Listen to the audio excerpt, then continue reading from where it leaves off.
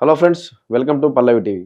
తెలంగాణ నూతన విద్యా విధానం 2026 విద్యాశాఖ కమిషన్ చైర్మన్ ఆకునూరు మురళి రీసెంట్‌గా ప్రభుత్వానికి నివేదిక అందించారు. ఆ నివేదిక ఏదైతే ఉందో అందులో చాలా అభ్యంతరాలు ఉన్నాయని చెప్పి టీచర్ల సంఘాలు మండిపడుతున్నాయి. ఎందుకంటే టీచర్ల జీతాలు ఎక్కువ ఉన్నాయని చెప్పి సిఫారసు చేయడం, కాంట్రాక్ట్ టీచర్లను తీసుకోవాలని చెప్పడం, ఎఫ్సెట్ రద్దు చేయడం, ఇంటర్ సెకండ్ ఇయర్ నుంచి బోర్డ్ ఎగ్జామ్ పెట్టాలి, ఫస్ట్ ఇయర్‌కి వద్దని చెప్పడం, టీచర్లకు సంబంధించి అభ్యంతరాలు ఉన్నాయని చెప్పి టీచర్ల సంఘాలు మండిపడుతున్నాయి. మనతో మాట్లాడడానికి primary school head masters association రాష్ట్ర అధ్యక్షుడు మురళీధర్ గౌడ్ గారు, జనరల్ సెక్రటరీ రచ్చ మురళి గారు ఉన్నారు. నమస్కారం సార్. నమస్తే. నమస్తే సార్. ఏంటి సార్ కొత్తగా తెలంగాణ నూతన విద్యా విధానం 2026కి సంబంధించి టీచర్ల జీతాలు ఎక్కువ ఉన్నాయని చెప్పి సిఫారసు చేయడం. ముందు పల్లవి ఛానల్‌కి నమస్కారం. ఎందుకంటే ఆకునూరు మురళి గారు చేయాల్సింది విద్యా అభివృద్ధి కోసం, విద్యార్థుల అభివృద్ధి కోసం, పాఠశాల మౌలిక వసతుల అభివృద్ధి కోసం చేయాలి గానీ, ఆర్థికపరమైన అంశాలు తీసుకొని రాద్ధాంతం చేసి ఇది చాలా అనైతికం.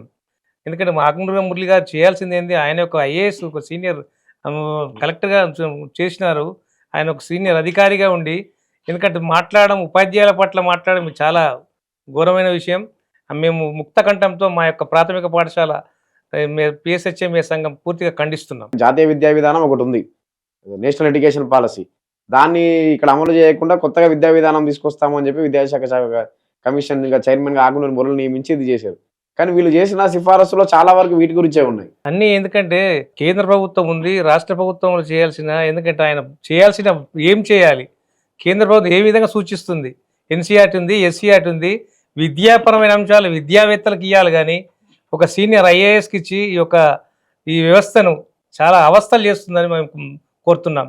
ఎందుకంటే ఎప్పుడైనా కానీ విద్యా పరిమాణాలు ఎప్పుడు పెరుగుతుంటే దేశానికి దేశాభివృద్ధి జరుగుతుంది. ఒక ఉపాధ్యాయుడి మీద పెట్టుబడి పెడితే అది చాలా 100 రెట్లు మనకు రిటర్న్ వస్తుంది అనే ఆలోచన ప్రపంచ దేశాల్లో ఉపాధ్యాయుడికి ఉన్న సాలరీస్ కానీ చాలా అధికంగా ఉన్నాయి, ఆయనకి ఇచ్చే మర్యాదలు కూడా చాలా అధికంగా ఉన్నాయి. కానీ ఇక్కడ మాత్రం ఘోరంగా ఉపాధ్యాయుడు అధిక జీతాలు ఉన్నాయి. ఎందుకంటే సిఫార్సు చేయడం మాకైతే చాలా ఆకునూరు మురళి గారిపై తీవ్రంగా మేము ఖండిస్తున్నాం. ఏదైతే ప్రభుత్వానికి సిఫారసు చేశారో నూతన విద్యా విధానం, అందులో విద్యార్థులకు ఉపయోగపడే సూచనలు ఏమైనా ఉన్నాయా? ఇప్పుడైతే ఏం మనకు ఇంకా ప్రకటించలేదు. ఏమున్నాయి మేము అనేది ఏంది, పాఠశాలలో భౌతికమైన అంశాలు ఏమున్నాయి, పాఠశాల స్థాయి ఏ విధంగా ఉంది, తరగతి గదులు ఏమున్నాయి, ఎందుకంటే పాఠశాలలో మరుగుదొడ్లు ఉన్నాయా, గ్రౌండ్ ఉందా, ఆటల కోసం ఏమైనా ఉన్న సూచనలు ఉన్నాయా, అవన్నీ చెప్పకుండా ఉపాధ్యాయులు పోవడం చాలా మేము పూర్తిగా ఖండిస్తున్నామని. మేము అడగాల్సింది అడగండి, విద్య రాకుంటే ఉపాధ్యాయుల బాధ్యులు చేయండి, దానికి మేము కోరుతున్నాం. మేము ముక్తకంఠంతో ఏకీభవిస్తాం. కానీ విద్య పట్ల కానీ మనం చేయాల్సిన అంశాలని కాకుండా ఆర్థిక విషయాలు పిఆర్సీ చూసుకుంటుంది. దానికి ఒక ప్రత్యేకమైన విభాగం ఉంది, ఆర్థిక అంశాలు చూసే వారు ఉన్నారు, వారు చూసుకుంటారు, వారు చేయాల్సిన పని వాళ్ళు చేస్తారు. కానీ ఆకునూరు మురళిగా తానే అన్నీ నేనే అనుకుంటూ చేయడం చాలా ఒక మంచి విషయం కాదని వారికి నైతికంగా ఆలోచించాల్సిందిగా విజ్ఞప్తి చేస్తున్నాం. సో మీరు చెప్పండి, ఇప్పుడు కాంట్రాక్ట్ టీచర్లతో నడిపిద్దాం, జీతాలకు ఎక్కువ ఉన్నాయి టీచర్లకు, మొత్తం కాంట్రాక్ట్ నడిపిస్తే బాగుంటుంది, ఈ సూచన ఎలాంటి? పల్లవి టీవీ వారికి ముందుగా నమస్కారం చెప్తున్నాను సార్. ఇదే ఆకునూరు మురళి గారు 2 నాలుకల ధోరణి పాటిస్తున్నారు సార్. గతంలో బీఆర్ఎస్ పార్టీ అధికారం ఉన్నప్పుడు ఇదే ఆకునూరు మురళి గారు పెద్ద మీటింగ్ పెట్టి విద్యావంతులతో రౌండ్ టేబుల్ పెట్టి కాంట్రాక్ట్ విధానం రద్దు చేయాలి, అవుట్సోర్సింగ్ విధానం రద్దు చేయాలి, ఉపాధ్యాయులకు జీతాలు తక్కువగా ఉన్నాయి, ప్రపంచ స్థాయిలో ఉన్నటువంటి జీతాలను మన తెలుగులో బోధించే ఉపాధ్యాయులకు ఇవ్వాలి, తర్వాత తెలంగాణ రాష్ట్రం వెనుకబడింది కాబట్టి మంచి శాలరీస్ ఇచ్చి వీళ్ళని ప్రోత్సహించాలని ఆయన చెప్పడం జరిగింది. కానీ వన్స్ ఆయన చైర్లో కూర్చున్నప్పటికీ, విద్యాకమిషన్ చైర్మన్ కూర్చున్నప్పటికీ ఆయన తత్వం మారిపోయింది. ఆయన ఒక నియంత్రణగా మారిపోయినాడు, ఒక ఫ్యూడలిస్ట్గా మారిపోయినాడు. ఇంకో విషయం ఏంటంటే ఆయన తన ఐఏఎస్లో ఆయన కలెక్టర్ కూర్చున్నప్పుడు కూడా ఎప్పుడైనా కాన్స్టెంట్గా ఉండాలి. ఏపీలో ఆయన విద్యా విధానం ప్రవేశపెట్టినాడు. అక్కడ జగన్ గారు ఈయన విద్యా విధానం పాటించి ఘోరంగా ఓడిపోయారు జగన్ గారు. ఇప్పుడు ఇదే జాడ్యం మన తెలంగాణ రాష్ట్రం కూడా అంటే సిద్ధంగా అయినాడు. ఇంకో విషయం ఏమంటే ఆకునూరు మురళి గారికి మేము అంతా సవినయంగా మనం చేస్తున్నాం. కాంట్రాక్ట్ అవుట్సోర్సింగ్ విధానం అనేది చాలా దుర్మార్గమైన విధానం. ఈ విధానాన్ని ప్రోత్సహించే విధంగా ఆయన చేయడం చాలా దారుణం. ఎందుకంటే జీవన విధానంలో ఉద్యోగ భద్రత ఉండాలి. ఉద్యోగ భద్రత ఉన్నప్పుడే ఆయన సంపూర్ణంగా బోధించగలుగుతాడు, సంపూర్ణంగా పూర్తి స్థాయి తన యొక్క శక్తి యుక్తులను ఆ యొక్క ఫీల్డ్ ఎఫెక్ట్ పెట్టగలుగుతాడు. ఆయన ఉద్యోగంగా భద్రత ఉన్నప్పుడు ఎలా పెడతాడు? టీచర్లకు సంబంధించి కూడా ఇప్పుడు ప్రీ ప్రైమరీ స్కూల్ కానీ వీటికి సంబంధించి ప్రీ ప్రైమరీ స్కూళ్ళు తెద్దాము అని ఒక ఆప్షన్ కూడా పెట్టినట్టున్నారు. దీనివల్ల అంగన్వాడీలు బంద్ పెట్టే కుట్ర అని చెప్పి ప్రతిపక్షం ఆరోపిస్తుంది. ఎంత నిజమైనది? ఎడ్యుకేషన్ పాలసీ 2020లో ఏముందంటే ప్రైమరీ మరి ప్రైమరు ఒకే గొడుగులో ఉండాలని ఉంది. 2020 ఎడ్యుకేషన్ పాలసీస్ ఎన్సీఆర్టీ వాళ్ళే చెప్పిండ్రు. ఒకే గొడుగు మీద ఉంటే అనేకమైన మార్పులు వస్తాయి. ఎందుకంటే విద్యార్థికి ఎందుకు ప్రాథమిక పాఠశాలలో ప్రైమరీకి దగ్గర ఉంటుంది కాబట్టి దానివల్ల విద్యార్థులకు కూడా బాగా జరుగుతుంది. ఎందుకంటే దగ్గర ప్రాథమిక పాఠశాలలో కూడా సంఖ్య పెరుగుతుందని చెప్పినారు. కానీ మనం చేసే విధానం ఎందుకు ప్రైమరీ వేరు చేస్తున్నారు. విద్యా పాలసీలు మురళి గారు చేసిన పాలసీ అయితే ఇంకా అనేక రకంగా వినికిడి అసలు ఏమి ఇస్తున్నారు, ఏమి వస్తుంది, ఇంకా ఎవరికి క్లారిటీ లేదు. అయినా కానీ అపోహలు వస్తున్నాయి. మరి నిజంగా ఎవరైనా స్పందించి ఆకునూరు మురళి గారు ఏ విధంగా ఇచ్చారు, ఎలా ఉంటే బాగుంటుందని మరి ఇంతవరకు అయితే మనకు స్పష్టంగా రాలేదు. జాతీయ విద్యా విధానం నుంచి ఏదన్నా కొంత తీసుకున్నారా ఇక్కడ ఉపయోగపడేది? ఏమి లేదు. ఆయన సొంత పాలసీనే అంతా ఇదంతా తెలంగాణ నూతన విద్యా సొంత పాలసీనే. ఎన్సీఆర్టీ లేదు, ఎస్సీఆర్టీ లేదు. రెండుని వదిలేసిండి ఆయన ఆకునూరు మురళి గారే పాలసీ పెడుతున్నాడు. విద్యా కమిషన్ చైర్మన్ నుంచి వారి యొక్క నూతన విధానం అంటుండో ఆయన్ని నూతనంగా ఆలోచించి పెడుతున్నారు తప్ప నేషనల్ కానీ స్టేట్ కానీ ఎన్సీఆర్టీ ఎస్సీఆర్టీలు కానీ ఏ విధంగా వారికైతే అసలు నచ్చలేకనా లేకపోతే వారి చేయాల్సింది చేయాలనుకుంటున్నారో మాకు తెలియదు. ఇప్పుడు టీచర్లకు సంబంధించి ప్రమోషన్ల విషయంలో ప్రతిభ ఆధారంగా ప్రమోషన్లు సీనియారిటీ ఆధారంగా వద్దని ఒక సిఫారసు కూడా చేసినట్టుంది విద్యాశాఖ కమిషన్. ప్రతిభ ఆధారంగా ఇవ్వాలి, సీనియారిటీ ప్రకారంగా. దీన్ని ఎలా చూస్తారు? ఇప్పుడు ఆకునూరు మురళి ఐఏఎస్ గారు ఐఏఎస్గా పనిచేసినారు. వాళ్ళ చీఫ్ సెక్రటరీ కూడా అదే విధంగా ఇస్తున్నారా ప్రమోషన్? ప్రతిభ ఆధారంగా ఇస్తున్నారా, సీనియారిటీ ప్రకారం ఇస్తున్నారా? ఒకటి. ఇప్పుడు అన్ని డిపార్ట్మెంట్లో అమలు చేయమని ఇదే విధానం. ఎంఆర్ఓ డిపార్ట్మెంట్లో, రెవెన్యూ డిపార్ట్మెంట్లో, తర్వాత ఎంపీడీఓ డిపార్ట్మెంట్లో, తర్వాత అన్ని ఇరిగేషన్ డిపార్ట్మెంట్లో, తర్వాత ఐఏఎస్ల ప్రమోషన్ అన్ని విషయాలు మాకు అలాగే. ఒక ప్రమోషన్ అనేది ఒక ఉపాధ్యాయుడికి జీవిత హక్కు, ఆయన ఉద్యోగంలో ఒక హక్కు, ఆయన హక్కు. అది ప్రభుత్వము సర్వీస్ రూల్స్లో సీనియారిటీ ప్రకారం ఇవ్వాలి. ఎటువంటి అలగేషన్ లేని వాళ్ళకు సీనియారిటీ ప్రకారం ప్రమోషన్ అనేది ఒక చట్టబద్ధంగా ఉన్నది. ఆ చట్టబద్ధంగా ఈ స్వాతంత్రం వచ్చినప్పటి ఇంతవరకు కూడా సర్వీస్ రూల్స్ ప్రకారం నడుస్తుంది, అదేవిధంగా కొనసాగుతుంది. ఈయన ఎక్కడ ప్రపంచంలో లేని విధంగా ఆయన నోటికి ఏం తోస్తే అది, అక్కడ ఎవ్వరు మంచి రీసెర్చ్ స్కాలర్స్ కానీ ఏ సమాజంతో కానీ అది చర్చించి దాఖలేదు. ప్రమోషన్లు ప్రతిభాధారంగా అంటే ఏంటి? టెస్టులు పెట్టి మళ్ళీ ప్రమోషన్లు ఇస్తారా లేకపోతే ఎట్లా? ప్రతిభాధారంగా అంటే మేము రిక్రూట్మెంట్ అయ్యేటప్పుడే ఫస్ట్ మేము బీడ్ లేక టీటీసీ చేసినప్పుడు, బీడ్ లేక డీడీ చేసినప్పుడే ఎంట్రన్స్ రాసి మేము లక్షల మంది రాస్తే లక్షల మందిలోకి వెళ్ళి 1000 మంది సెలెక్ట్ అయినారు. 1000 మందికి వెళ్ళి 100 మంది సీట్లు పొందినారు. సీటు పొంది మేమేం చేసినాము, డిగ్రీ పొందిన తర్వాత నెక్స్ట్ టెట్ ఎగ్జామ్ రాసినాం. టీచర్ ఎలిజిబిలిటీ క్వాలిఫికేషన్ టెస్ట్ రాసి ఎగ్జామ్ అయిన తర్వాత అప్పుడు డిఎస్సి రాసి దశల వారికి ఫిల్టర్ అవుతూ ఒక ఐఏఎస్ ఎగ్జామ్ లాగా మా టీచర్ జాబ్ రావడం జరిగింది. ఇంకా ప్రతిభ లేనిది మేము నియామకమైనామా? 10 లక్షల మంది ఎగ్జామ్ రాసినప్పుడు 3000 పోస్ట్ గవర్నమెంట్ ఇచ్చింది. 10 లక్షల మంది 3000 మంది ఎంత ఫిల్టర్ ఏంటారు? ఎట్లా వచ్చింది? ప్రతిభ లేక వచ్చింటారు. అదే ఆయన అవివేకం. మేము ఒకసారి ఆయన కలిసినాం, కొన్ని సమస్యలు కలిసినాం. ఆయన పోతే టీచర్ కద్దరంగా వేసుకొని రావడం చెప్తాడు. కద్దరంగా ఎట్లా వేసుకొని సరయ్యా మీరు? డ్రెస్ కోడ్ కద్దరంగా ఏం తింటాడు, కద్ద షర్ట్ ఏం తింటాడు. అయితే మేము గాంధీ మాతని వారసులు, అధికారంలో ఉన్న పార్టీ గాంధీ మాతని.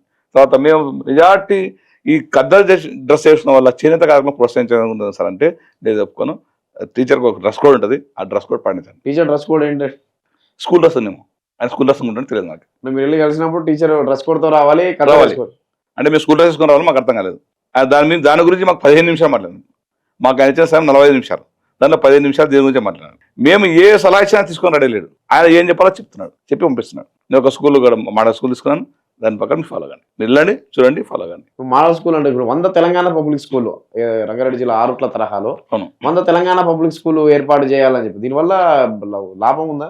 ఒక విషయం చెప్తానండి, గుర్తుపెట్టుకోండి. మన తెలంగాణలో ఇప్పటికే సెంట్రల్ ప్రారంభించినటువంటి మోడల్ స్కూల్స్ ఉన్నాయి. ఒకటి కస్తూర్బా స్కూల్స్ ఉన్నాయి, కేజీబీ ఆల్రెడీ ఇంతకు ముందు ఉన్నటువంటి గురుకుల పాఠశాలలు ఉన్నాయి. మళ్ళీ మహాత్మా గాంధీ జ్యోతిరావు పూలే స్కూల్స్ ఉన్నాయి, మైనారిటీ గురుకులాస్ ఉన్నాయి, క్యాస్ట్ గురుకులో పెట్టినాం, అన్ని పెట్టినాయండి. మనకు అందుబాటులో విద్య ఉండాలి, విద్యార్థికి అందుబాటులో విద్య ఉండాలి. ఇన్ని దేశం స్కూల్ పెడతామని ట్రాన్స్పోర్టేషన్ ఎంతమందికి ఇస్తాం మనం? ఒక గ్రామంలో, ఒక 1000 జనాభా ఉన్న గ్రామంలో కనీసము ఒక స్కూల్ ఉండాలి. ఆయన ఏమంటున్నాడు, ఒక అన్ని స్కూల్ క్లబ్ చేసి ఒక తన పెడతామంటాడు.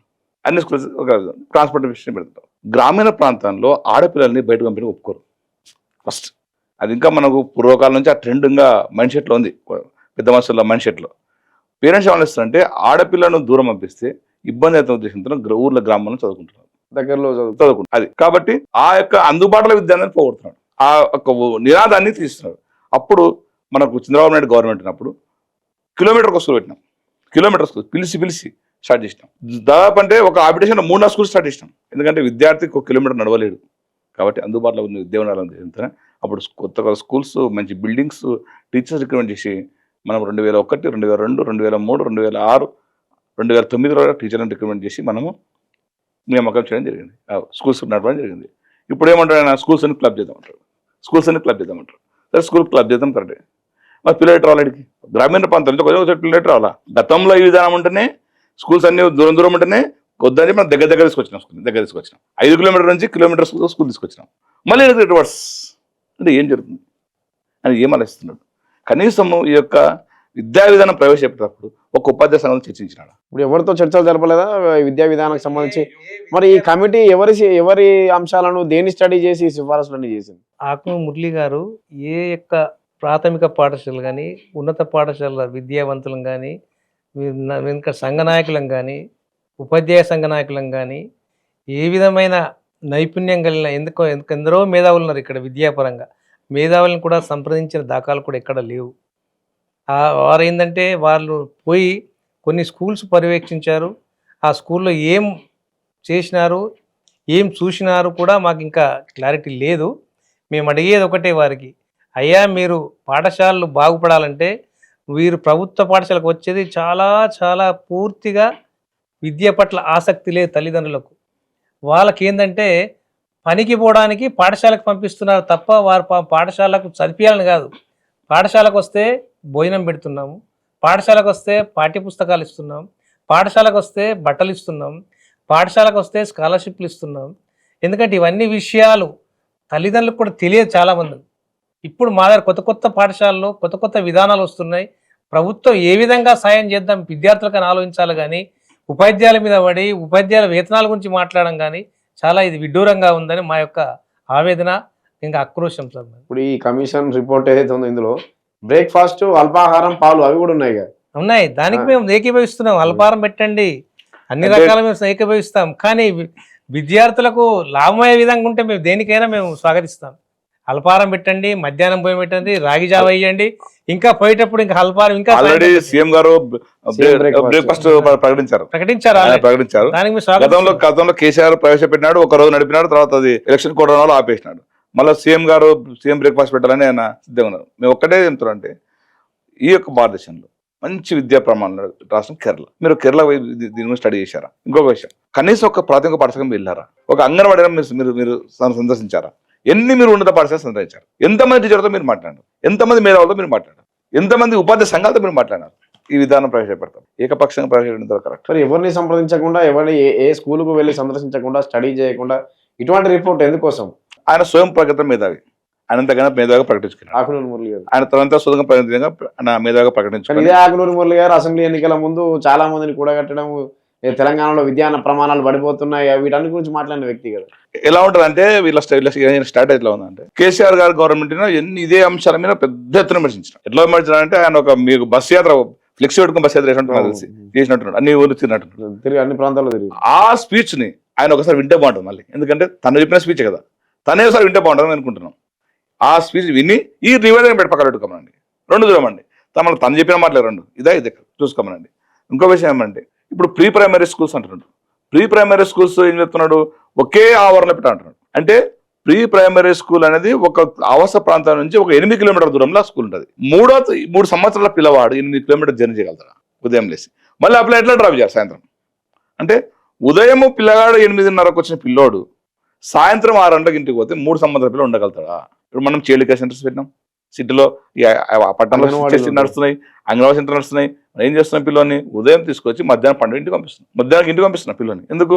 పిల్లోని యొక్క ఆ యొక్క మానసిక స్థాయి, ఆ శారీరక ప్రమాణం అని ఉండలేదని చెప్పి, ఏ స్థాయికి ఎంత చదువు ఉంటే అంత ఉండదు. మనం ఏం చేస్తున్నాం, మనము ఆ ఆవాస ప్రాంతం నుండి పేరెంట్స్ తీసుకుపోతారు, బంధువులు అవ్వనో తాతను వచ్చి తీసుకుపోతారు, మధ్యాహ్నం తీసుకుపోయి పిల్లల్ని కేర్ చేస్తారు. ఆ విధంగా అట్లా కాకుండా 8 కిలోమీటర్ దూరం పిల్లల్ని తీసుకోవాలి, 10 కిలోమీటర్ దూరం పిల్లల్ని తీసుకుంటే అయ్యే పని.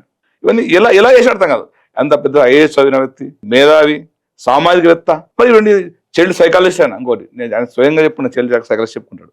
మళ్ళీ ఎందుకు సైకాలజిస్ట్కి కాలేదో మాకు అర్థం కాలేదు. ఎందుకు టీచర్లకు సంబంధించే జీతాల మీద ఎక్కువ ప్రస్తావిస్తూ కాంట్రాక్టర్లు ఉద్యోగాలు ఉంటేనే సరిపోతుంది, కాంట్రాక్ట్ ఉద్యోగాలు అని చెప్పి వీటి మీద ఎందుకు ప్రధానంగా? అనేక నాయకులు ఉన్నారు, అందరు రాజకీయ నాయకులు ఉన్నారు, అనేక పెద్ద ఇప్పుడు పెద్ద, ఎందుకంటే ఎందరో మంది ఉన్నారు ఇప్పుడు ఆ జీతాల గురించి మాట్లాడుతున్నారు. ఇదొక చిన్న విషయం సార్, టీచర్ల జీతాల గురించి మాట్లాడుతున్నాం. మొత్తం మన తెలంగాణలో ఎన్నో శాఖలు ఉన్నాయి. ఆ శాఖ విద్యుత్ శాఖ కూడా ఒకటి. విద్యుత్ శాఖలో శాలరీ అటెండర్లకు, స్వీపర్లకు, తర్వాత వీళ్ళకు 2 లక్షలు కదా. మనం దాన్ని కూడా ఖండించారు కదా విద్యుత్ ఉద్యోగులు. ఎవరో ఒకరికి ఉంటుంది, అందరికి లేదు. స్వీపర్ సిఎస్ రామకృష్ణారావు చెప్పిన కామెంట్స్ ఖండించారు వాళ్ళు కూడా. ఉన్నాయి. ఆ యొక్క ఉద్యోగులకు ఉన్న శాలరీస్ మా శాలరీ ఎంత? ఇంకొకటి మాది white paper job, plain persons. ఏ టీచర్ మీద ఇంత ఈ స్వాతంత్ర భారతదేశం వచ్చిన తర్వాత ఈ దాదాపు ఈ 70 సంవత్సరాల్లో ఏ ఒక్క ఉపాధ్యాయుడు అవినీతి ఆరోపణ వచ్చిందా? ఏ ఒక్క ఉపాధ్యాయుడైనా ఏసీ పట్టుబడినాడా? ఏ ఉపాధ్యాయుడు పైన కనీసం చట్ట వ్యతిరేకంగా పోయినాడా? లేదు కదా. ఇంకా మేమే మా జోబు నుంచి పైలు ఇస్తున్నాం, స్కూళ్ళకు ₹1,00,000 ఖర్చు పెడుతున్నాం, 2 లక్షలు ఖర్చు పెడుతున్నాం. మా ఉపాధ్యాయులు తన నెల జీతాన్ని పాఠశాలకు డొనేషన్ చాలా మంది ఉన్నారు. పాఠశాలలో మౌలిక వసతులు కూడా మేము వేసుకుంటున్నాం. ఎందుకంటే మా పిల్లలు ఉంటారు కాబట్టి, మా స్టూడెంట్స్ చదువుతుంటారు, మా పిల్లల ప్రేమతోనే మేము అవార్డులు పెట్టుకుంటున్నాం, క్విజ్ పోటీలు పెడుతున్నాం, తర్వాత మండల స్థాయి పోటీలు మేము చంద్రహాసం పెడుతున్నాం. ఎందుకంటే ఉపాధ్యాయుడికి తన విద్యార్థి అంటే తన సొంత కొడుకు సమానం, కొంత కొడుకని ఎక్కువ. మా పిల్లలతో మేము కనీసం 3-4 గంటలు గడుపుతాం రోజుకి, కానీ మా పాఠశాల పిల్లలతో 8 గంటలు గడుపుతాం. కాబట్టి అఫెక్షన్ ఎక్కువ ఉంటుంది. కాబట్టి మేము ఏం కోరుతున్నామంటే ఈ ప్రభుత్వాన్ని, మా మీద బురద పోద్దండి, మమ్మల్ని బదలాలు లేపకండి, బదలాలు లేపకుండా పాఠశాలలో మౌలిక వసతులు పెంచండి. ఈ ఆకునూరి మురళి గారు ఏం పేరంటే క్రీడా ప్రాంగణం, పెద్ద పెద్ద క్రీడా ప్రాంగణం. పిల్లోడు ఇప్పుడు చైనా దేశం ఉందండి, అమెరికా దేశం ఉంది, కెన్యా ఉంది, ఇథియోపియా ఉందండి, గోల్డ్ మెడల్స్ వస్తున్నాయి. ఎట్లా వస్తున్నాయి? ప్రైమరీ స్కూల్ నుంచే వాళ్ళకు ఈ యొక్క గేమ్స్ శిక్షణ ఇస్తున్నారు. తీసుకుపోయి ఒక స్పోర్ట్స్ స్కూల్లో పడేసి వాడిని అప్ టు వాడి వయసు 16-17 సంవత్సరాలు ట్రైనింగ్ ఇచ్చి వాడికి మెడల్ కొడుతున్నాడు. ఆ ప్రయత్నం మీరు నివేదికలు ఎక్కడ ఉందండి? ఒక్క పేపర్ ఒక లైన్ ఉందా? కొత్త విద్యా విధానం ఒక లైన్ ఉందా అండి? ఆటలకు సంబంధించి ఉన్నదా? లేదు. పోనీ ఒకటో ప్రీ పైన పిల్లగాన్ని ఇంటర్మీడియట్ పిల్లగాన్ని ఒకటే స్కూల్లో పెట్టాలని ఉన్నారు. ఇంటర్మీడియట్ పిల్లగాన్ని అంటే 12వ తరగతి పిల్లగాన్ని 1వ తరగతి పిల్లలు ఒకటే స్కూల్లో పెట్టాలని చెప్తున్నారు. ఇప్పుడు మా దగ్గర మేము హెడ్ మాస్టర్ ఉన్నాం, ప్రైమరీ స్కూల్ హెడ్ మాస్టర్, మేము హై స్కూల్ హెడ్ మాస్టర్ ఉన్నాడు. మా పరిస్థితి మేమేం చేయాలి? ఒక స్కూల్ హెడ్ ఒక ప్రాంగణంలో 5,000 మంది, మీరు చెప్పిన 500-600 మంది నుంచి 1000 మంది దాకా ఉంటారు ఒక స్కూల్లో. 1000 మందిని కంట్రోల్ చేయగలుగుతారు. మీరు చెప్పిన ప్రకారం ఒక 40-50 మంది టీచర్లు హై స్కూల్లో, ఒక 20 మంది టీచర్లు ప్రైమరీ స్కూల్లో వస్తారు. నువ్వు వాళ్ళు ఇంతమంది హెడ్ మాస్టర్ మెయింటైన్ చేయగలుగుతారా? ఇక్కడ ప్రతి ఒక్క పిల్లవాడిని కేర్ చేసుకోగలుగుతారా? హెడ్ మాస్టర్కి ఆదేశం పిల్లవాడి దగ్గర పోతే పిల్లవాడి యొక్క చదువు అంటే ఏమంటారు స్థాయి హెడ్ మాస్టర్ చేసుకోగలుగుతారా? ఏం నివేదించినట్లా? ఈ నివేదిక ఎవరు చెప్పినారు మీకు? ఎవరు తయారు చేసినట్లా? మీరు ఉన్నత విద్య నుంచి మన బాలకృష్ణ సార్ మెంబర్ తీసుకున్నారు. ఉన్నత విద్యలో కూడా గవర్నమెంట్ స్కూల్ కాలేజ్ ఉన్నాయి, ప్రైవేట్ కాలేజ్ ఉన్నాయి, ఎయిడెడ్ కాలేజ్ ఉన్నాయి. తర్వాత వీళ్ళు ఎవరైనా పిలిచినావా? వొకేషనల్ కాలేజ్ ఉన్నాయి, ఎప్పుడైనా ఎవరైనా పిలిచినావా? ఎవరితో మీటింగ్ పెట్టినామా? ఎవరు డిస్కస్ చేసినావా? గత ప్రభుత్వంతో పోలిస్తే గత ప్రభుత్వంలో ఏమో గురుకులాలు, బీసీ గురుకులాలు, మోడల్ స్కూల్, అన్ని గురుకులాలు. ఇప్పుడు ఇక్కడ వచ్చేసరికి Telangana public school, young India school, అంటే స్కూల్లో ఏర్పాటు జరుగుతుంది, స్కూల్ పెట్టాలి అని, కానీ ఎంత క్వాలిటీ ఎడ్యుకేషన్ అంత ఉంది, రిక్రూట్మెంట్ టీచర్లు ఎంత ఉంది. ఇప్పుడు అక్కడ వీటన్నిటితో వస్తే గతంలో ఉన్న ప్రభుత్వ స్కూళ్ళ పరిస్థితి ఏంది? అవన్నీ ఎలా ఉన్నాయి? వాటిని బాగు చేయకుండా కొత్తగా వెళ్తుంటే ఎలా? మార్పు చేస్తాం అనుకుంటారు కానీ మార్పు వస్తలేదు. విద్యార్థులు గతంలో కన్నా ఇంకా రోజు డే బై డే ఇంప్రూవ్మెంట్ కావాలి. విద్యార్థుల బోధన విధానంలో మార్పు రావాలి, ఉపాధ్యాయుల స్థాయి పెరగాలి, విద్యార్థులకు మౌలిక వసతులు పెరగాలి. అదే ఎందుకంటే ప్రవారీ కూడా ఉండదు, ఎందుకంటే ఊరు పక్కన ఉంటుంది, రోడ్డు పక్కన ఉంటుంది, బస్సులు వస్తుంటాయి. మళ్ళీ ఎందుకంటే కనీసం మరుగుదొడ్లు ఉండవు, ఆడపిల్లలకు మగపిల్లలకు వేరువేరుగా ఉండవు, కనీసం వాటర్, అసలు డ్రింకింగ్ వాటర్ ఉండదు, కనీస వసతులు అవన్నీ. ఎందుకంటే కనీస వసతులు మేము అడుగుతున్నాం, మేము ఎక్కువ గొంతం కోరిక అడుగుతలేము. ఎన్నో ఉచిత పథకాలు ఇస్తున్నారు. విద్యార్థుల కోసం చేసే ప్రతి పైసా ఒక రూపాయి పెడితే ₹1,00,000 రిటర్న్ వస్తుంది. దేశాభివృద్ధి ఎంతో దోహదం పడుతుంది. ఆ విషయాన్ని గమనించాల్సిందిగా అందరికీ విజ్ఞప్తి చేస్తున్నాం. స్కూళ్ళకి సంబంధించి స్కూల్ ఏర్పడదు, స్టూడెంట్ క్వాలిటీ ఎడ్యుకేషన్ దాని మీద ఎటువంటి ఇవ్వాలంటే ఇలా చదువు చెప్తే స్టూడెంట్ పాస్ అవుతాడు, అది ఒకటైనా ఉంది అందులో నివేదికలో? ఈ విధంగా టీచర్ బోధిస్తే పాస్ అవుతాడు, లేదా ఈ క్రమంలో బోధించండి, కొంచెం లో నాలెడ్జ్ ఉంటారు వాళ్ళ కోసం. ఇప్పుడు ఏమైందంటే సమాజంలో అంతరాలు ఉన్నాయి, బాగా సోషల్ అంతరాలు ఉన్నాయి. బాగా డబ్బున్న వాళ్ళు, హై రేంజ్ వాళ్ళంతా మంచి కార్పొరేట్ స్కూల్లో ఇస్తున్నారు. మిడిల్ రేంజ్ వాళ్ళంతా ప్రైవేట్ స్కూల్లో, వాళ్ళు అందుబాటులో ఉన్న ప్రైవేట్ స్కూల్లో తీసుకున్నారు. ఈ ప్రాథమిక విద్యా విధానం చెప్తున్నాను. తర్వాత ఇంకా కొద్దిగా తక్కువ రేంజ్ ఉన్న పిల్లల్ని మా పాఠశాలకు పంపిస్తున్నారు. అంటే ఆర్థికంగా వెనుకబడిన వాళ్ళు మా పాఠశాలకు పంపిస్తారు. మా పాఠశాలకు పంపిస్తే మేము అంత ఇంత వాళ్ళ మీద కష్టపడి మేము మీరు చదువు చెప్పడానికి ప్రయత్నిస్తున్నాం. ఇంకోటి అంటే మా పిల్లలు ఈరోజు కలెక్టర్లు అయినా, డాక్టర్లు అయినా, ఇంజనీర్లు అయినా ఎవరైనా మా పిల్లలు అయినారు. మెజారిటీ గవర్నమెంట్ పిల్లలు అయినారు. ఇక్కడ చూసుకున్నా ఈరోజు ముఖ్యమంత్రి రేవంత్ రెడ్డి గారు అయినా, కేసీఆర్ గారు మా స్టూడెంటే, మా గవర్నమెంట్ స్టూడెంటే, ప్రైవేట్ స్టూడెంట్ కాదు. తర్వాత మన జనారెడ్డి గారు పెద్దలైనా, తర్వాత మన ఆగ్రహం మురళి కూడా మా స్టూడెంటే, బిలాంగ్స్ ప్రైవేట్ గవర్నమెంట్ స్టూడెంట్. అయితే ఇక్కడ ఏం జరుగుతుంది సార్ అంటే చిన్న విషయం ఏంటంటే మేము 1 to 4 ద్వారా పిల్లల్ని చదివిస్తున్నాం, పంపుతున్నాం. మాకు 4th క్లాస్ దాడి జరుగుతుంది. ఏం చేస్తుంది, ఇట్లా దాడి జరుగుతుంది అంటే ప్రభుత్వమే ఒక బుక్స్ పంపిస్తున్నారు మాకు. ఏమంటే ఈ పిల్లలు ఈ బుక్స్ బాగా ప్రిపేర్ చేయించి గురులో పంపించండి, గురుకుల పాఠశాల పంపించండి, మహారాష్ట్ర స్కూల్ పంపించండి అని మాకు ప్రోత్సహించి ఇస్తారు. దీనివల్ల ఏమవుతుంది, మా స్కూల్లోనే 4th క్లాస్ 46 మంది స్టూడెంట్స్ ఉన్నారు. వాళ్ళు 5th 46 స్టూడెంట్స్ పోవాలా, 5th 6th 46 మంది వాళ్ళ హై స్కూల్ వాళ్ళ సగం ముందు అవుతుంది. అయితే ఇక్కడ ఏం జరుగుతారంటే ఒక 20 నుంచి 30 మంది పిల్లలు గురుకులో పోతున్నారు. 20 నుంచి 30 మంది పిల్లలు గురుకులో పంపిస్తున్నాం. తర్వాత ఒకరో ఇద్దరు వస్తే మోడల్ స్కూల్లో ఇంకోరో వేసుకుపోతున్నారు. ముస్లిం పిల్లలు అంటే మైనార్టీ గురుకులంలో స్కూల్ తీసుకుంటున్నారు. అక్కడి నుంచే కస్తూర్బా స్కూల్లో వాళ్ళు వేసుకుపోతున్నారు. దాన్ని లాస్ట్ మా హై స్కూల్కి మా 40 మంది ఉంటే 10 మందిని హై స్కూల్ పంపలేకున్నాం. లాస్ట్ ఏమైందంటే హై స్కూల్ భాగంలో 50 మంది పిల్లలకు 8 మంది టీచర్లు, 20 మంది పిల్లలకు 8 మంది టీచర్లు. ప్రభుత్వం ఈ విధానం ప్రోత్సహిస్తుంది. ఎందుకు ఇన్ని స్కూళ్ళు ఏర్పాటు చేయడం? ఒకటే దగ్గర గతంలో లాగా ఒక 10 ఏళ్ళ కిందట ఏదైతే ప్రభుత్వ స్కూల్ అంటే ప్రభుత్వ స్కూల్, లేదా జెడ్పీహెచ్ఎస్లు, అవును, మండల పరిషత్ స్కూల్ ఇట్లా ఉండేది. కానీ మోడల్ స్కూళ్ళు, గురుకులాలు, ఇప్పుడు Telangana public school, young India school, వీటన్నింటిలో చెప్పేది ఏముంటుంది? అప్పట్లో KCR KG to PG residential అనేది విధానం ప్రయత్నం చేసినాడు. అయితే ఇంతకుముందు ఏంటంటే సార్ ఒక గురుకుల ఎగ్జామ్ ఒకటే ఉంటుంది, ఒక ఎగ్జామ్ ఉంటుంది, రాస్తుంటే మెరిట్ స్టూడెంట్స్ తీసుకుపోయి మనము గురుకుల పాఠశాలలో పెడుతుంది. అయితే ఇప్పుడు ఏమైంది, గత ప్రభుత్వం విధానం ఏంటంటే కులానికి ఒక గురుకులం, బీసీలకు బీసీ గురుకులం, ఎస్సీలకు ఎస్సీ గురుకులం, ఎస్టీ గురుకులం, మైనార్టీ గురుకులం, అన్ని కులానికి గురుకులం. అంటే మండలానికి 4 గురుకులాలు వచ్చినాయి. ఆ గురుకులాలు నిండాలా, అక్కడ ఏం ప్రెజర్ పెట్టారంటే నిండాలి గురుకులం, ఫిల్ అప్ కాకపోతే ఆ ప్రిన్సిపల్ ఒత్తిడి పడుతుంది. ఆ ప్రిన్సిపల్ చేస్తున్నాడు, ఆ టీచర్ మీద ఒత్తిడి పెడుతున్నాడు, అక్కడ పనిచేసే కాంట్రాక్ట్ టీచర్స్ మీద. వాటి మీకు గురుకులు నిండితేనే నీ పోస్ట్ ఉంటుంది, లేదా నీ పోస్ట్ పోతుంది అని ఆ యొక్క కాంట్రాక్ట్ టీచర్ను బెదిరిస్తున్నారు. ఆ కాంట్రాక్ట్ ఏం చేస్తున్నారంటే వచ్చి మా స్కూల్లో ఆడుతున్నాడు. ఎందుకంటే ప్రైవేట్ స్టూడెంట్ అడుగోడు, ప్రైవేట్ స్టూడెంట్ పోయే అవకాశం లేదు. ఇక్కడ వాళ్ళ మా స్కూల్ మీద వాడాలి వాళ్ళ పరిస్థితి. మా స్కూల్లో మా పిల్లలు ఎత్తుకుపోతున్నాడు, మా పిల్లలు తీసుకున్న మేము మా హై స్కూల్ పిల్లలు పంపలేకపోతాం, మా హై స్కూల్లో పిల్లలు పంపలేకపోతాం. తర్వాత రంగ మీద అంటే హై స్కూల్ డౌన్ అయితే తగ్గుతుంది. రెస్ట్ ఇప్పుడు నిజంగా మాకు 25 వచ్చినారు మా ప్రైమరీ స్కూల్లో, మీద కత్తి పెట్టారు. పెడితే 2300 పోస్టులు మాత్రం పోతున్నాయి మా స్కూల్లో. ఒకవేళ వాళ్ళు మేమంటున్నాము ఆ పోస్ట్ మాగా చేసేయమంటున్నాం, ప్రభుత్వం ఏం ఆలోచిస్తుంది, అది ఉన్నతాధికారులు ఏం చేస్తున్నారు, ఉన్నత పాఠశాలగా ఆ పోస్ట్ పంపిస్తున్నారు. నిజంగా హై స్కూల్ రెస్ట్ అయితే జరిగితే సగం పోస్టులు ఉండవు, 50% పోస్టులు అవుతాయి, 50% స్కూల్ మొత్తం. ఇప్పుడు ఈ విద్యా విధానంలో కూడా ఇంటర్ ఫస్ట్ ఇయర్కి బోర్డ్ ఎగ్జామ్ తీసి సెకండ్ ఇయర్కి పెట్టాలి. అంటే ఫస్ట్ ఇయర్ నార్మల్గానే చేసి సెకండ్ ఇయర్ లో బోర్డ్ ఎగ్జామ్ ఉండాలి, ఫస్ట్ ఇయర్ అవసరం లేదని ఒకటి.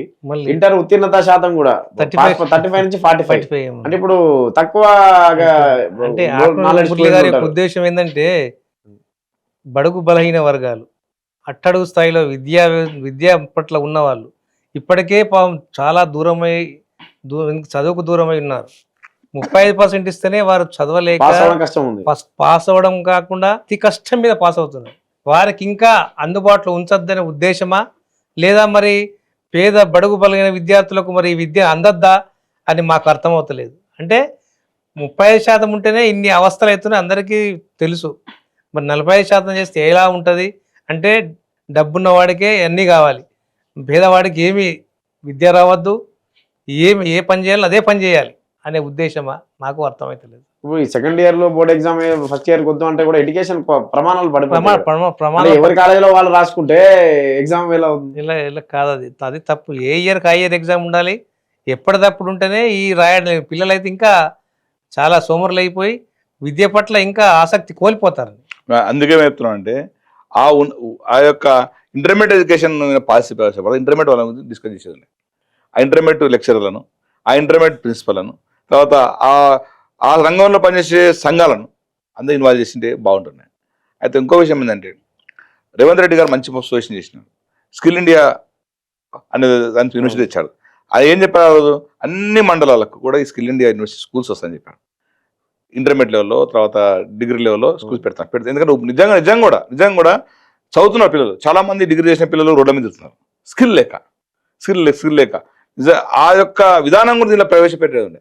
మేము చెప్తున్నామంటే మీరు ఒక్క పాలసీ ఫాలో అవ్వండి, గతంలో ఉన్న పాలసీని ఫాలో అవ్వండి, లేకుంటే సెంటర్ ప్రవేశపెట్టింది ఎన్సిటీ నామ్స్ దానినే ఫాలో అవ్వండి. నేషనల్ ఎడ్యుకేషన్ బోర్డ్ లేదంటే పక్క రాష్ట్రాలు చేస్తున్నారు అదే ఫలాన్ని. ఇదే ఆకునూరు మురళి గారు ఏపీలో ఏం చెప్తున్నాడు తెలంగాణ ఏపీలో ఈ విధంగా మాట్లాడినాడా? ఎందుకు మాట్లాడలేకపోయినాడు? ఇదే విధంగా ఏపీలో పెట్టచ్చు కదా, ఎందుకు పెట్టలేదు నువ్వు? నీవే అక్కడ చేసినది మళ్ళీ అక్కడిక్కడ తేడా చూపిస్తున్నావు. ఏపీలో నువ్వు ఇంటర్మీడియట్ కలిపినావా, 10th కలిపినావా? కలపలే కదా. అక్కడ నువ్వు కూడా చేసినావు, అక్కడ వచ్చి విద్యా కమిషన్ చేసినావు కదా, మళ్ళీ ఎందుకు కలపలేదు? ఇక్కడ ఎందుకు కలుపుతున్నావు? అంటే ఏమి నీ మీద నీ కుట్ర తెలంగాణ కుట్ర వేయాలనుకుంటున్నావా? విద్యావస్థ నాశనం లేపాలనుకుంటున్నావా? ఏం ఆలోచిస్తున్నావు?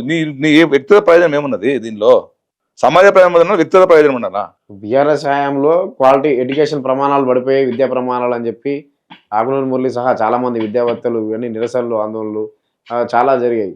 బీఆర్ఎస్ నుంచి ఇప్పుడు గద్దె దింపి కాంగ్రెస్ని ఎక్కించారు ప్రభుత్వ ఉద్యోగులు, టీచర్లు వీళ్ళంతా. కానీ మీ జీతాల విషయమే బీఆర్సీలు పక్కన పెడితే జీతాలే ఎక్కువ ఉన్నాయని కాడికి వచ్చింది. ఎలా ఉందంటే రెండు ప్రభుత్వాల పాలన చూస్తే? అంటే మేము ఒక క్వశ్చన్ సార్, ప్రశ్న అది. ఈ ఆకునూరు మురళి గారు పిఆర్ఎస్ కమిషన్ చైర్మనా లేకపోతే విద్యా కమిషన్ చైర్మనా? ఆయన ఇచ్చినటువంటి జాబ్ చాట్లు, ఆయనకి ఇచ్చిన ప్రభుత్వం ఇచ్చిన టాస్క్లో ఇది ఉన్నదా? మా ప్రశ్న. తన పరిధిని దాటిపోతున్నాడు. ఆ పరిధి దాటిపోవడం వల్ల ఈ సమస్య వచ్చింది. పిఆర్ఎస్ కమిషన్లో కూడా పెద్దలు దివంగత ముఖ్యమంత్రి గారు రాజశేఖర రెడ్డి గారు గవర్నమెంట్లో, రోషయ్య గారి గవర్నమెంట్లో మాకు జీతాలు బాగా పెరిగినమాట వాస్తవం. తర్వాత కేసీఆర్ కూడా మంచి ఫిగ్మెంట్ పెరిగినమాట వాస్తవం. రేవంత్ రెడ్డి గారు కూడా ఆర్థిక పరిస్థితి బాగాలేకున్నా మాకు డిఏలు ఇస్తూ ఏదో ప్రయత్నం చేస్తున్నాడు. ఆయన దాని తప్పలేదు. ఆ పని ప్రభుత్వం చూసుకుంటుంది, ఆర్థిక శాఖ చూసుకుంటుంది. ఆ పని పిఆర్ఎస్ కమిషన్ ఉంది, శాశ్వతంగా ఉంది. నెక్స్ట్ ఇంకో పిఆర్ఎస్ కమిషన్ చేసినాం, ప్రభుత్వం వేసింది. వాళ్ళు రేపే మా పని నివేదిస్తారు, వాళ్ళు చూసుకుంటారు. నీ పని ఏమి? తెలంగాణ విద్యా వ్యవస్థను బాగుపడతాను నీ పని. ఆ పని గురించి ఎందుకు పోతున్నావు? లైన్ ఎందుకు, నువ్వు బార్డర్ ఎందుకు క్రాస్ అయినావు అని మా ప్రశ్న. చివరిగా ఇదే తెలంగాణ నూతన విద్యా విధానం మీద రిపోర్టు కమిషన్ ఇచ్చిందో ఆ రిపోర్ట్ ఆ సిఫారసును అమలు చేస్తే ఏంటి పరిస్థితి? ఎందుకంటే ఉపాధ్యాయులు ఇప్పటికే ఎట్లుంది, చాలా ఉధృతంగా ఉంది. అన్ని సంఘాలు ఏకమై విద్యా వ్యవస్థని నాశనం చేస్తున్నారని ఒక ఎట్లా చాలా టాపిక్ చాలా వేగవంతంగా అది ఇప్పటికే రాష్ట్ర వ్యాప్తంగా వ్యాపించింది. ఇంకా అనేకమైన విద్యా వ్యవస్థలో అనేకమైన ఉపాధ్యాయ సంఘాలు కానివ్వండి, అనేక మంది చాలా తీవ్రంగా, ఎందుకంటే దానికి పోరాట పరిస్థితి ఏర్పడుతుంది. ఆ విషయాన్ని చాలా ఇంకా తర్వాత ఏమేమి చేయాలనేది సంఘాలు నిర్ణయించి ఏ విధంగా ఆలోచిస్తారో ఇంకా వేచి చూద్దాం. ఇప్పటికే టీచర్ల సంఘాలు మండిపడుతున్నాయి, జీతాలు ఎక్కువ అని చెప్పడానికి మీరెవరు అన్నట్టు. అదే ఇదే నివేదిక యథాతథంగా ప్రభుత్వం అమలు చేస్తే మేము పోరాటానికి సిద్ధమవుతాం. ఎందుకంటే మా అన్ని ఉపాధ్యాయ సంఘాలు, తర్వాత మా హెడ్మాస్టర్ సంఘాలు అన్ని కలిసి ప్రభుత్వం మేము పోరాటం సిద్ధమవుతాం. నాకు తెలిసి రేవంత్ రెడ్డి గారు చాలా తెలివైన వారు, తర్వాత ఆయన దార్శనికుడు కాబట్టి, మా సిఎస్ గారు కూడా మంచి దార్శనికుడు, ఆయన కూడా తెలివైన వాడు కాబట్టి నాకు తెలిసి 99% ఈ నివేదికను ప్రభుత్వం ఆమోదించే అవకాశం లేదు, యథాతథంగా అమలు చేసే అవకాశం లేదు. ఎందుకంటే ఇది లోపభూయిష్టం అని ప్రభుత్వం కూడా గమనించింది, చాలా లోపభూయిష్టంగా ఉంది. ఇంకొకటి విషయం ఏమంటే ప్రస్తుత విద్యా వ్యవస్థ మీద ఎఫెక్ట్ అయ్యే అవకాశం ఉంది. కాబట్టి ఈ నివేదికను మేము అమలు చేయాలని కోరుకుంటున్నాం. ఒకవేళ చేస్తే అన్ని ఉపాధ్యాయ సంఘాలు, అన్ని జాకులు దీని మీద పోరాటం చేసే అవకాశం ఉంది. కాబట్టి ప్రభుత్వానికి మేము సవినయంగా మనం చేస్తున్నాము. దీని మీద మళ్ళీ ఒకసారి పునరాలోచించి మళ్ళీ నిపుణుల కమిటీ వేసి దీన్ని పునర్పరిశీలించవలసిందిగా కోరుతున్నాం. Okay sir, thank you.